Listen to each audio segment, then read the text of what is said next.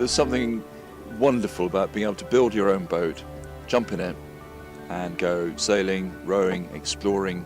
Once you get out to sea, all the problems of the land disappear, and it's just you and the boat, a fishing line. True freedom.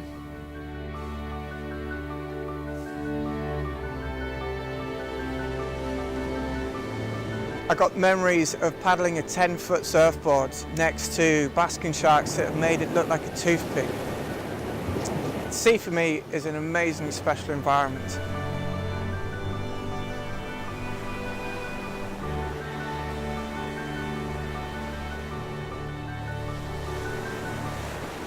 The Celtic Sea stretches from southern Ireland, along the Welsh coast, southern England, Spain and France, including the western reaches of the English Channel. It harbours areas of outstanding beauty and an abundance of wildlife. It's also an extremely important resource used by many communities and businesses. Thousands of people's livelihoods depend on the health of this sea. One of the reasons I'm a mussel farmer is because I love working at sea. It's very exciting to be able to produce something from the natural world, which is both good for people and good for the environment as well. And we depend on the natural environment, and so we take care of it. Tourism, fishing,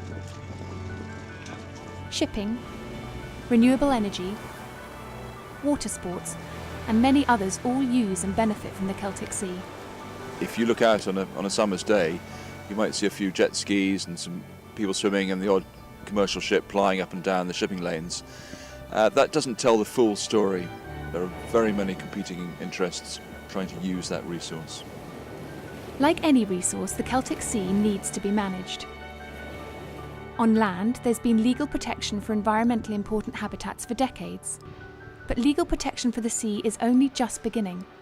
Without it, the sea's resources are often mismanaged. With so many diverse activities in such a small space, people's actions are bound to have an impact on one another. I think if you're a stakeholder in the Celtic Sea and you want to protect it and carry on doing what you're doing, you need to make sure that everybody else who may also want to use that body of water understands why it's important that you are doing what you're doing. Surfing will be seen as a niche activity, but £64 million will be brought into Cornwall from surfing year on year. It will support 1,600 jobs. Unless you're communicating, unless you're talking to other stakeholders, they won't know what they need to take into account.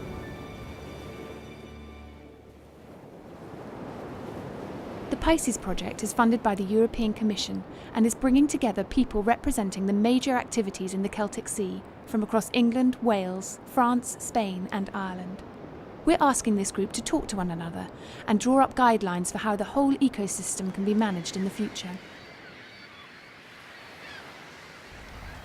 What makes the project so special is that the guidelines are based on a practical vision from people with a real insight, and it's these people that are part of our PISCES stakeholder group. I think it's important to understand what each user requires of the sea that we're using. It is a common resource, and I think there's room for us all out there to work together. The guidelines can be thought of as a code of conduct for a sustainable future. They will essentially be a set of recommended steps for how people across multiple sectors and countries should work together. The guidelines will be based on an ecosystem approach to management.